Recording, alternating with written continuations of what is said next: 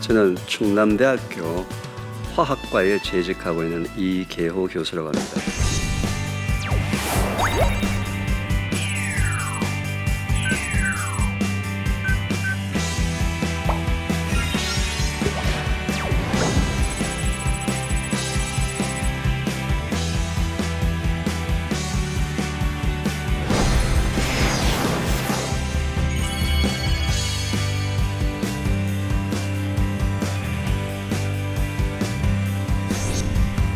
제가 오늘 이 나침반을 통해서 여러분들하고 나누고자 하는 부분들은 쉼이라는 주제인데요. 제가 이번에도 이제 좀 휴가를 유럽에 갔다 왔는데 일단은 몸이 건강하고 영적으로 건강해야지만 그 쉼도 참 재미있게 다닐 수 있지. 육체적으로 허약한 상태에서는 쉼도 제대로 안 되더라고요.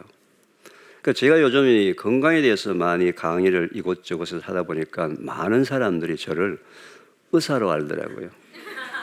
저는 의사가 아닙니다. 그럼 제가 하는 일이 뭐냐? 여러분 어떤 증상이 나타났잖아요, 그죠? 증상이라는 것은 가볍게 감기에서부터 시작해서 심각한 암까지 나타났는데 이 증상이 나타나게 되면 증상은 반드시 전문의의 도움을 받아서 정확한 검진을 통해서 치료를 하셔야 돼요. 왜냐하면은 치료를 하지 않게 되면 그 증상이 심각하게 돼서 더 악화가 되면 문제가 생기겠죠. 반드시 증상 치료는 전문의에게 하셔야 되죠. 근데 문제는 그 증상이 나타나게 된 원인이 있다는 거예요.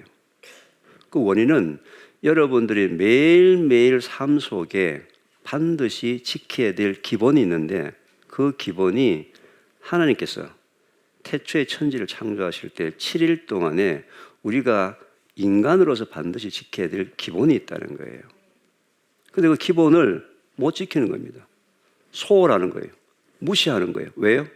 성공하기 위해서, 돈 더 벌기 위해서, 또는 귀찮아서, 바빠서, 다양한 이유에 대해서 다양한 이유 때문에 반드시 지켜야 될 그 기본을 지키지 못하고 소홀히 하고 무시했을 때 오랜 기간 동안에 반복되었을 때 증상이 나타난단 말이에요. 그런데 지금은 많은 사람들이 증상 치료에만 관심이 있어요. 그런데 원인이 계속 반복이 되고 있는데 증상 치료만 해서 되나요? 안 되죠. 원인도 치료하고 증상도 치료하고, 따라서 증상 치료는 전문의에게 맡겨야 되지만 원인 치료는 어떻게 해야 된다고요? 하나님의 말씀에 순종하는 삶을 다시 회복해야지만 원인 치료가 된다는 겁니다. 여러분, 성경의 창세기 1장 1절 태초에 하나님이 천지를 창조하시니라, 이 말씀 속에는 성경 66권의 모든 진리가 다 포함이 되어 있습니다. 혹시 여러분 오늘 오실 때 점심 식사 하셨나요? 왜 하셨어요? 배가 고파서? 살기 위해서? 맞죠? 틀린 말은 아닌데 하나님이 태초에 여러분들 창조하실 때에 밥 먹어라 라는 하나님의 말씀에 뭐 한 거예요? 순종한 겁니다. 우리는 하나님께서 영도 주시고 또 뭘 더 줬어요? 육도 주었다는 겁니다. 어떻게 해요? 흙으로 빚으셔서 코에 생기를 불어넣어서 생명이 되게 하셨다고 그랬어요. 우리한테는 뭐가 있어요? 영도 있지만 뭐도? 육도 있다는 거예요. 우리가 신앙생활이라는 것은 영도 하나님 말씀에 순종하는 삶을 살아야 되고 육도 하나님 말씀에 순종하는 삶을 살아야 되는데 모든 거의 대부분의 신앙인들이 영적으로 하나님 말씀에 순종하는 삶만 신앙생활이라고 생각을 해요. 육체적으로 문제가 생겼는데 이 육체의 문제를 자기가 하나님 말씀에 육적으로 하나님 말씀에 불순종한 부분이 무엇인가에 대해서 회개하는 생각을 가지지 않고 육적으로 허약이 된데도 뭐예요? 영적으로만 해결을 하려고 하고 있어요. 기도로만 해결하려고 하고 있습니다. 영육 간의 균형 있는 강건함을 하나님이 원하시는데 이 육체에 대한 강건함은 하나님이 이미 태초에 7일 동안에 우리 육체를 어떻게 관리해라 라는 하나님의 말씀이 있었다는 겁니다. 오늘 여러분들하고는 첫째 날, 둘째 날 하나님께서 천지를 창조하시면서 우리한테 무엇을 하라고 하신 그 말씀에 대해서 한번 서로 나눠보려고 합니다. 첫째 날 뭘 창조하신지 아세요? 하나님께서? 첫째 날 빛이 있으라 하며 빛이 있었다 그랬어요. 빛을 창조하셨습니다. 저는 분석화학이기 때문에 우리 사람의 몸을 화학적으로 분석해 보게 되면은 흙, 토양 성분하고 화학적 성분이 똑같아요. 우리 인간은 뭐예요? 흙집입니다. 흙으로 만든 집. 흙으로 만든 집.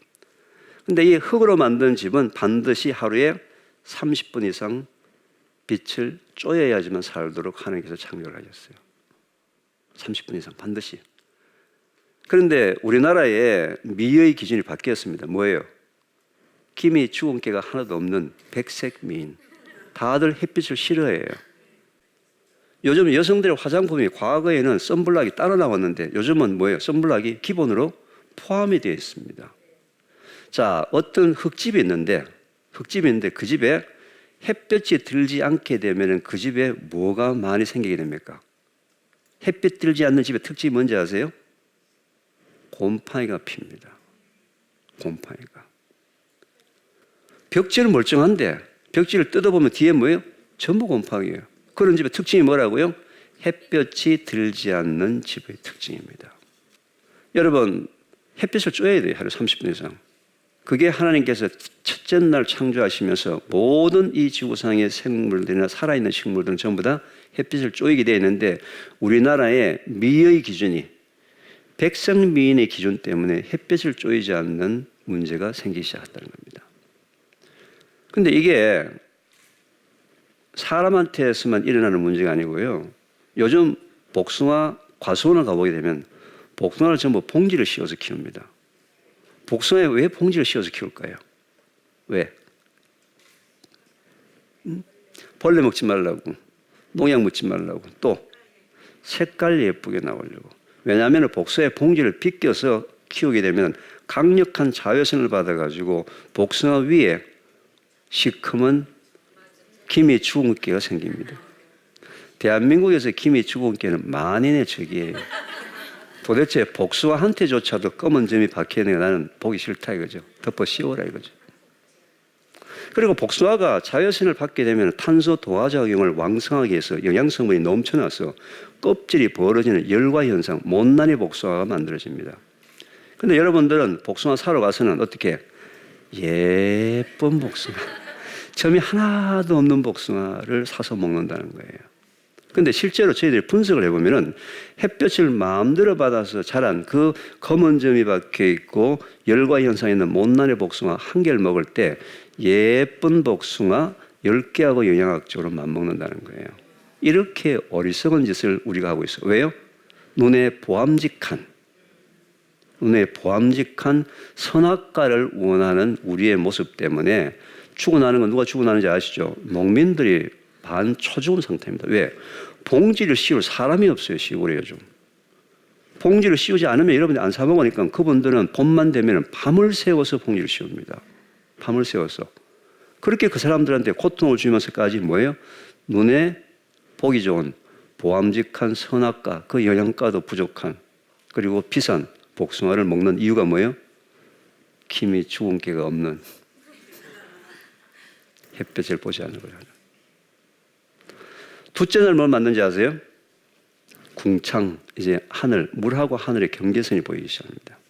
즉, 두 번째 날은 궁창이라는 하늘을 만드시면서 물을 만드셨어요.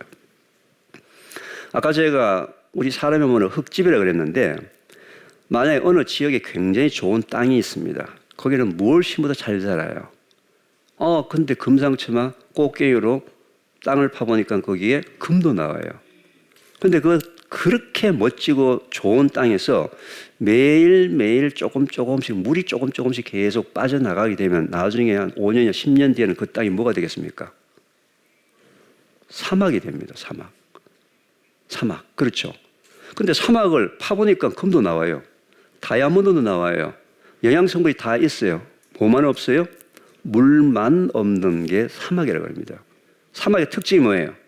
생명이 사라지기 시작합니다. 여러분들은 말이죠. 여러분 의지에 관계없이 호흡, 땀, 소변, 대변을 통해서 조금씩 계속 물이 몸 바깥으로 빠져나가요.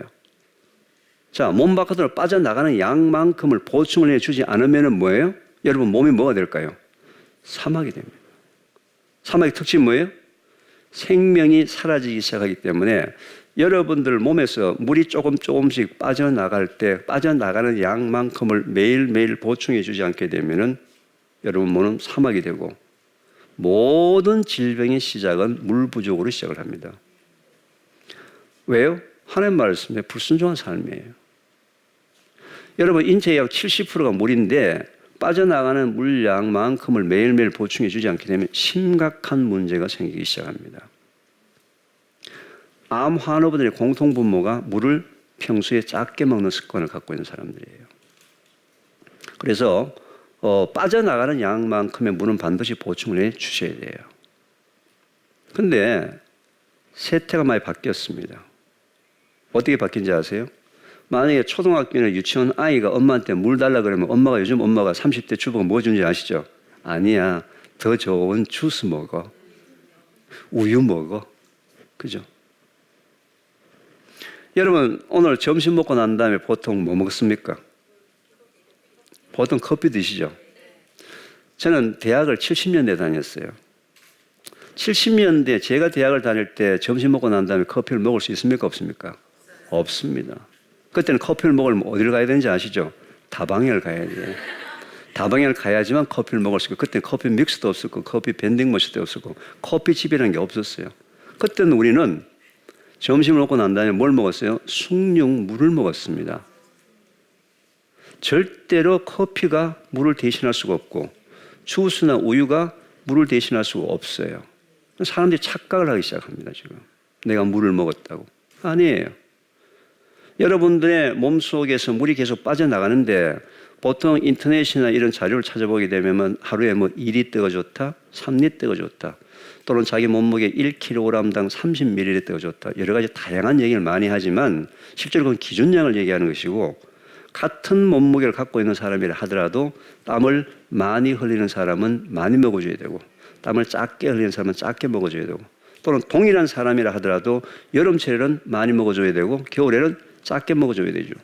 그렇잖아요. 그죠? 네. 여기 앉아 계신 분마다 전부 다 하루에 필요한 양의 물이 다 다르다는 거예요. 그럼 그걸 어떻게 아느냐? 하나님께서는 기가 막히게 여러분들 몸속에서 꼭 필요한 양의 물을 먹는 방법을 알려주셨어요. 두 가지 방법을 통해서 압니다. 첫 번째, 물이 부족하기 시작할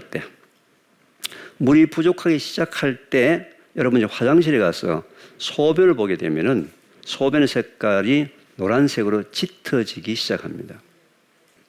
그런 경우 있으시죠? 왜 소변의 색깔이 노란색으로 짙어지기 시작할까요? 왜? 하나님께서 왜 그렇게 만드셨을까? 보고 느끼라 이거죠. 얘야 물 먹을 때 됐다 알려주시려고. 하도 안 먹고 자꾸 돌아다니니까 걱정이 돼서 물 먹으라고, 얘야 물 먹을 때 됐다 알려주시려고 색깔을 노란색으로 짙게 만들기 시작합니다. 그럴 때 빨리 물을 먹어서 하루 종일 소변의 색깔이 옅은 노란색이 되도록 물을 먹어주면 돼요. 그런데 물을 너무 많이 먹어도 안 됩니다. 물을 너무 많이 먹게 되면 우리 몸속에 염분의 농도가 전체적으로 전해질 농도가 낮아지기 때문에 몸에 심각한 문제가 생겨요. 심지어는 사망사고까지 생깁니다. 그래서 여름철에 굉장히 운동을 많이 해서 땀을 많이 흘리는 사람들은 물만 먹지 말고 소금도 같이 먹으라고 얘기하죠. 그죠? 그 이유가 그런 거예요. 그래서 물을 너무 많이 먹어도 안 되는데, 내가 물을 많이 먹는지는 어떻게 아느냐? 여러분들 물을 너무 많이 먹게 되면 화장실을 너무 자주 간다는 거예요. 화장실을 너무 자주 간다는 겁니다. 그래서 하루에 화장실을 8번 이상 가서 소변량이 작으면서 8번 많이 가는 사람은 너무 물을 자주 많이 먹는다는 거죠. 그래서 횟수를 줄여야 된다는 거죠. 물 먹는 횟수를. 그런데 이제 아까 제가 이제 그 소변의 색깔이 노란색인데도 불구하고 물 먹는 걸 잊어버리고 또는 바빠서 안 먹고 계속 그냥 진행을 하게 되면 그 다음에는 갈증이 나타납니다. 근데 갈증은 우리 인체에서 물 부족의 가장 마지막 현상이고, 갈증이 일어났을 때는 우리 몸속에서 이미 모세혈관이 다 터지고 나쁜 히스타민 같은 호르몬도 많이 생기고 우리 인체에서 굉장히 나쁜 일이 많이 벌어지고 난 다음이기 때문에 항상 물은 갈증을 느끼기 전에 먹어야 돼요. 땀을 흘리기 전에 먹어야 되고 운동하러 가기 전에 먹어야 되고 항상 부족하기 전에 미리 먹어둬야 되는 겁니다. 그래서 제일 미련한 사람들이 어떤 사람인지 아세요? 등산하러 갈 때 백에다가 물 잔뜩 집어넣고서 산 꼭대기에 땀 뻘뻘 흘리고 올라가서 산 정상에서 그 갈증 느끼면서 물 먹는 사람이 제일 미련한 사람들이에요. 가면서 벌써 세포 터지고 다 터지고 말이죠. 산 밑에서 물 먹고 꼭대기에 가서는 목을 축일 정도만 작은 물병을 갖고 가는 거죠. 그런데 제가 아무리 이렇게 얘기하더라도 평소에 여러분들의 습관이 되었어요. 특히 요즘 어린 아이들 때부터 엄마들이 주스하고 우유 먹는 습관을 들여놔가지고 물을 먹는 습관이 없어요. 그래서 이 습관을 바꾸기 위해서 제가 지금 많은 사람 대상으로 물 먹기 운동을 하고 있습니다. 그 이름하여서 3, 2, 1 운동이에요. 같이 한번 따라 해볼까요? 3. 같이 한번 따라 해보겠습니다. 손가락으로 3. 식사 30분 전에 한 컵. 같이 따라 해봅니다. 식사 30분 전 한 컵. 2. 식사 2시간 뒤 한 컵. 1. 취침 1시간 전 한 컵. 아침 공복 한 컵. 이렇게 먹으면 하루에 몇 잔 먹죠?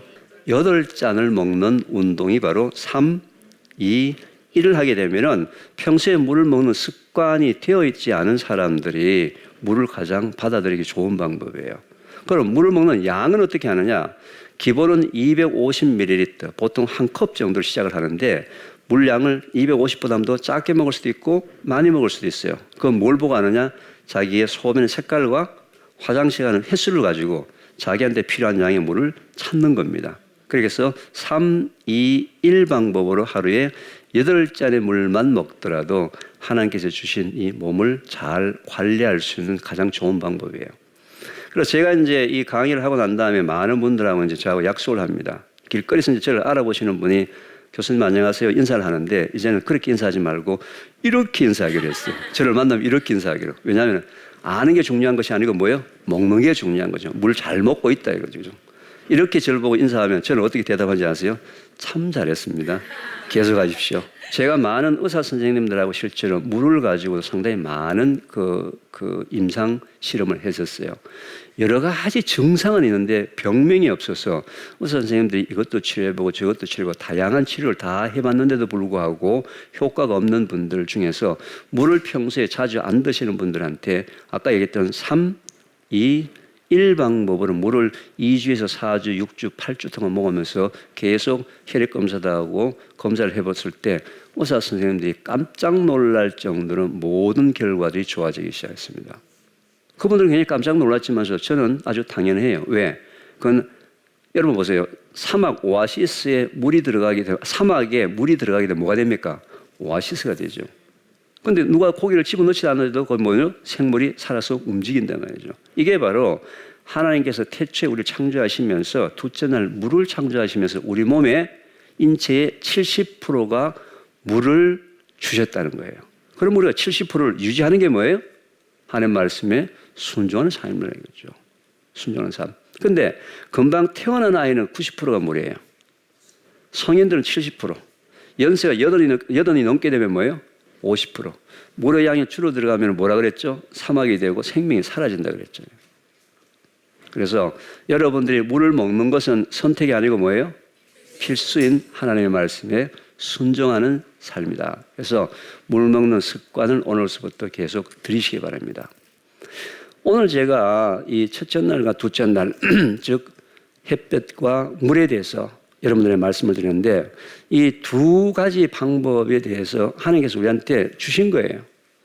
그런데 제가 말씀드렸다시피 여러 가지 이유에서 볕을 싫어하고 그죠? 김이 죽은 길을 싫어하는 잘못된 보기 좋은 백색 미인이라는 혹시 그런 잘못된 우리 선입감 때문에 햇볕을 싫어하는 그런 우리의 습관 그리고 매일매일 우리 몸속에서 계속 물이 빠져나가는데 빠져나가는 양만큼 물을 보충을 해주지 않아서 물 부족이 생기게 된 것도 다 뭐다? 하나님 말씀에 불순종해서 우리의 성전 관리를 제대로 못하는 가장 큰 문제이기 때문에 혹시 중에서 이제 그동안에 못하신 분들이 있다면은 오늘 그 두 가지 햇볕과 물에 대해서 하나님 말씀에 순종하는 삶을 다시 회복해서 영육 간의 균형 있는 강건함을 이루는 여러분들이 되시기를 진심으로 기도드리겠습니다. 감사합니다.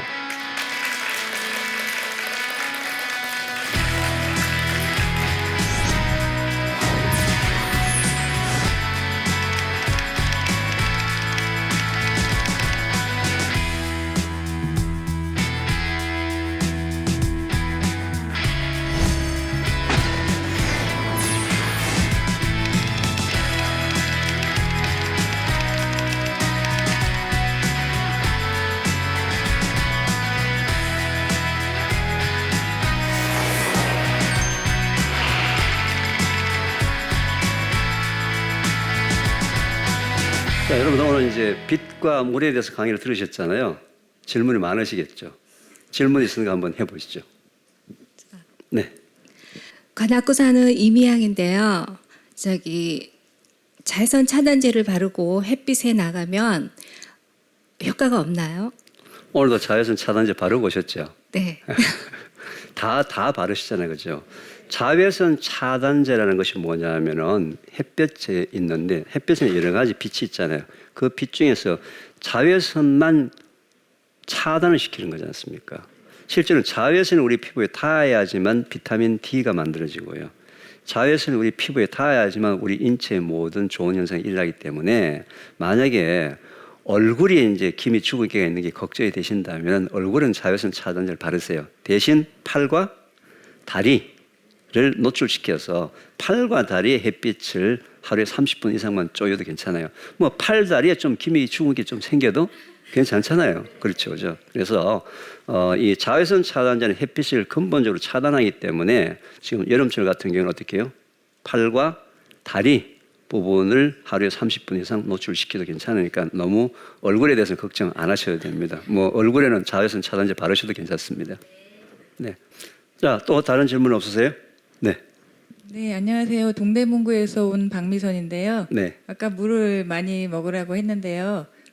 뜨거운 물을 먹어야 될지 찬물을 먹어야 되는지 아니면 미지근한 게 좋은지 어떤지 차이가 뭔지 알고 싶어요. 굉장히 좋은 질문을 하셨는데요. 제가 물을 많이 먹으라고 얘기한 적이 없습니다. 자기 몸에 맞는 양을 먹으라고 그랬습니다. 그죠? 많이 먹어도 안 돼요. 그죠? 근데 이제 보통 많은 사람들이 물을 온도에 대해서 굉장히 민감한데 물의 온도는 굉장히 중요합니다. 왜냐하면은 항상 물을 먹는 온도는 자기 몸의 체온하고 비슷한 온도의 물을 먹어야 돼요. 왜냐하면 찬물을 먹게 되면은 그 물의 온도를 체온하고 동일하게 올려주기 위해서 에너지가 많이 소모되고요. 뜨거운 물을 먹더라도 그걸 체온하고 같게 식혀야 되기 때문에 또 많은 에너지가 필요하죠. 물론 찬물을 먹어가지고 시원하기 때문에 좋은데 쓸데없는 에너지를 낭비한다는 거죠. 그래서 항상 물은 뭐예요? 미지근하게 내 몸의 체온과 유사한 비슷한 물을 먹는 게 가장 좋죠. 그렇다 해가지고 또 여름철에 말이죠. 뭐 한 잔 냉수 먹으면서 갑자기 또 이걸 먹어야 되란 말이에요. 고민하면 안 돼요. 그죠? 제가 지금 얘기하는 부분은 뭐냐면 계속 찬물을 먹는 습관을 가진 사람들은 심지어는 겨울에도 찬물을 먹는다는 거예요. 그게 건강에 나쁘다는 것이지 여름철에 뭐 찬물 한 그릇 먹고 빙수 한 그릇 먹는 것까지도 말이에요. 이계호 교수님이 먹지 마라 그러는데 그렇게 얘기한 적이 없다는 겁니다. 그죠? 그죠? 따라서 평소에 물을 항상 어떤 물을 먹는다? 미지근한 물을 먹는 것이 가장 좋고 그죠? 또 뜨거운 물에 찬물 정도는 뭐 가끔 한 번씩 먹어주는 건 문제가 없지만 항상 체온하고 유사한 물을 먹는 습관을 가진다는 것을 꼭 기억하시기 바랍니다. 네. 네, 오늘 여러분들은 이제 첫째 날과 둘째 날에 하나님께서 빛과 물을 창조하신 그 하나님의 창조의 원리와 또 우리가 인체를 관리하려면은 태초에 하나님께서 창조하신 그 창조의 원리대로 우리 몸을 잘 가꿔야 된다. 그리고 관리를 해야 된다는 것을 배웠습니다. 그렇죠? 이제 여러분들이 중요한 게 뭐예요? 그렇죠. 아무리 지식적으로 말씀 속에 어떤 진리가 있는 걸 안다 손치더라도 그걸 실천하지 않으면 안 되겠죠. 그죠? 그래서 하나님의 자녀는, 하나님의 제자는 뭐예요? 태어나는 것이 아니고 훈련되어지는 거예요. 훈련되어지는 거. 그죠? 그래서 여러분들이 아무리 좀 힘들더라도 평소에 그동안의 습관이 잘못되었다 손치더라도 이건 하나님의 말씀에 순종하느냐 불순종하느냐에 대한 부분은 선택의 여지가 없는 거죠. 오히려 그동안에 여러분 삶 속에서 불순종한 모습이 있었다면 이 시간에 회개를 하고서 순종하는 모습대로 따라가는 게 뭐예요? 하나님의 자녀들이 해야 될 길이라고 생각합니다. 자, 오늘 이렇게 여러분들과 함께 그 하나님의 말씀에 대해서 창세기 1장의 첫째 날, 둘째 날 하나님 창조의 원리에 대해서 같이 서로 나누게 된 것을 대단히 감사하게 그리고 기쁘게 생각하고 오늘 강의는 여기서 마치도록 하겠습니다. 감사했습니다.